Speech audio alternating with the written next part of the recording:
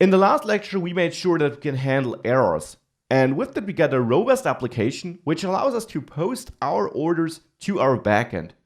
That already is a lot. Now, there's one more thing I want to do though. I also want to be able to get some data from the backend. And why don't we get our ingredients from there? So the ingredients which we set up like this, why don't we get the ingredients dynamically from the backend? For that, let's go to Firebase first, and let's close the orders node. Now let's add a new node by clicking on the plus directly next to your root name here. And let's name this ingredients. Then add this plus here on the right to add a nested element. And their ingredients should really just be our key value pairs. So there we might have salad with a value of 0. Click this add button then. And now add more. Let's add meat with a value of 0. Let's add bacon with a value of 0. So I'm using the same ingredients as before because I only support these. But you could, of course, now add more to both your front-end code and your backend. And let me also add cheese here. And of course, you could also set up different starting values. So now we get that ingredients node. Here is the URL to it. You need to append .json to really access it though. And now the goal is to initialize our ingredients here with the ingredients we just stored on Firebase. So still in the burger builder component, I want to set up the state dynamically.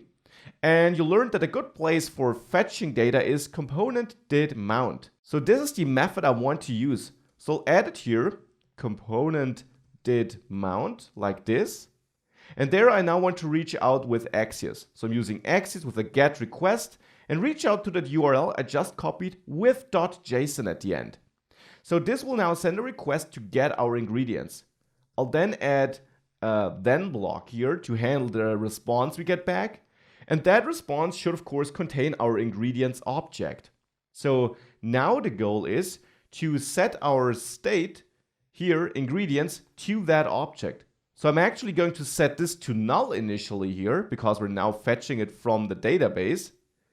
And there I will now call this set state and set ingredients equal to response. And there will be a data object which actually contains the data we fetched. Now, if we save that and we go back to our application here, you see we get an error. Because now when we try to loop through our ingredients at the start of the app, that of course fails because initially ingredients is now null. We're only fetching it at the start.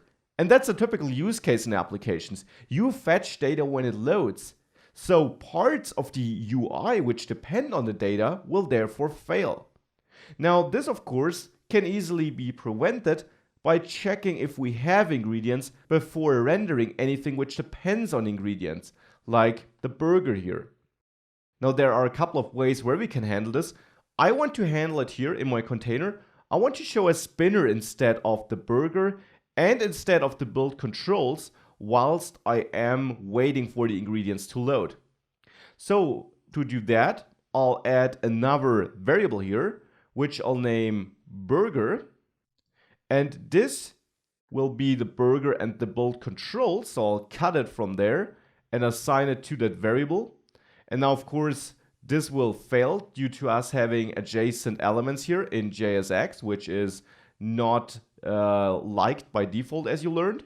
But you could either return an array or use our aux helper component here, essentially. So I'll wrap it with that. Keep in mind, that's not rendering anything to the screen, so we're not destroying our layout.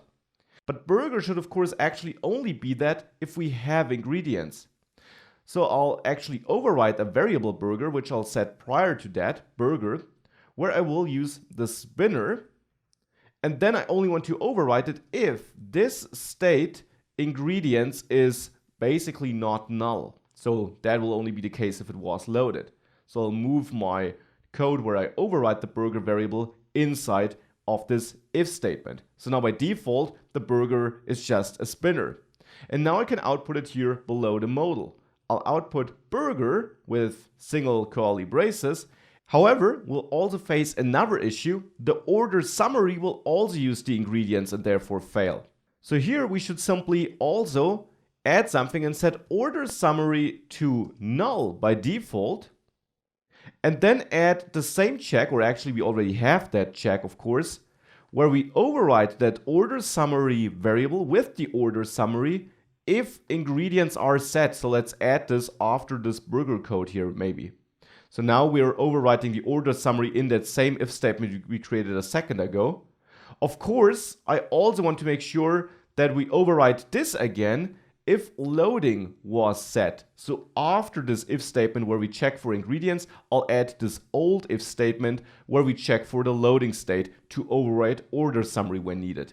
So now when we save this and go back to the application, you saw that spinner for the fraction of a second, and thereafter you can get going and you can create that burger, which you can see is still handled correctly. So this all works.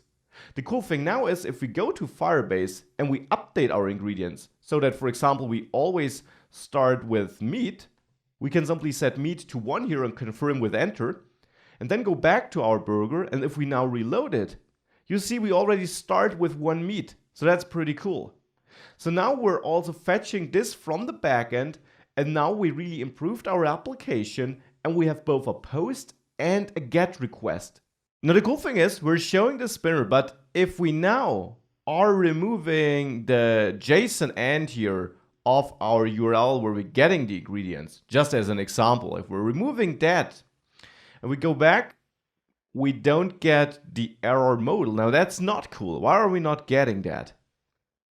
That can be hard to spot. The reason actually can be found in our with error handler function. We're setting up our intersetters in the component did mount hook, and it worked great for the post request. But think about that lifecycle diagram. There you see component did mount is actually called after all child components have been rendered, which means after component did mount was completed in the child components. Now, think about our with error handler. Here we're wrapping this wrapped component, which is our burger builder container, for example, because there we are using with error handler on the export. So we're essentially wrapping the burger builder. And that of course has one implication. Component did mount in the with error handler will only be called once component did mount was called here. And since we reach out to the web in component did mount of the wrapped component, we never set up our intersetters. The fix is simple. Here I'll use component will mount. However, in the future, this React lifecycle hook or lifecycle method will not be supported anymore, and therefore you can also just use the constructor, because the general idea here is that we execute this code when this component here gets created. And with that I mean that component object. And of course, the constructor also runs when this gets created. So therefore, using the constructor instead of component will mount will work in exactly the same way. This will be called before the child components are rendered. And we're not causing side effects here. We're just registering the intersetters. And we want to do that before the child components are rendered. Now with that, if we save this and we reload the application, we get that error modal, but then we get another error that we fail to set our state. The reason for this is that the then block gets executed in our burger builder, even though we have an error. Now, the reason for that simply is that we're not having a catch method here in component did mount of the burger builder. If we catch an error there and simply don't do anything with it, for example, then we will already not get this anymore, because now we're not calling the then block anymore. We can still dismiss the network error and our application is now broken, so we probably would want to handle that specific error case here for this specific page by, for example, also setting the UI here. So there we could also set some error state, so now in the burger builder, which is null initially, or false maybe. And then inside here, if we get an error, if we catch this, then we call set state and set error to true. Now with that, we can go down to the render method and we want to output an error message for this case where our application becomes unusable. Here we set burger to spinner. Now we actually don't want to show the spinner, but the application is not usable at all. Error message if we have the error equal to true. So here we could check if this state error, if that is true, then we actually want to show a paragraph where we say ingredients can't be loaded. This is our worst case scenario. Otherwise, we're showing the spinner or we're overriding it with the ingredients if we got them. So now if we save this, we got the spinner and then we see ingredients can't be loaded. Now our application is broken, but at least we show it to the user. Of course, once we fix that link by adding .json at the end again, now of course, the ingredients will load. As you can see here, we see the spinner for a fraction of a second. The ingredients are there and we can continue using our application just fine. So this is now all working. Now we get a really robust application where we are both storing orders and we're fetching content. Now, of course, we could also implement code to fetch the orders from our database, from our backend here. So that is something we want to work on next. Routing, being able to switch pages, even though technically we only have one page in that single page application.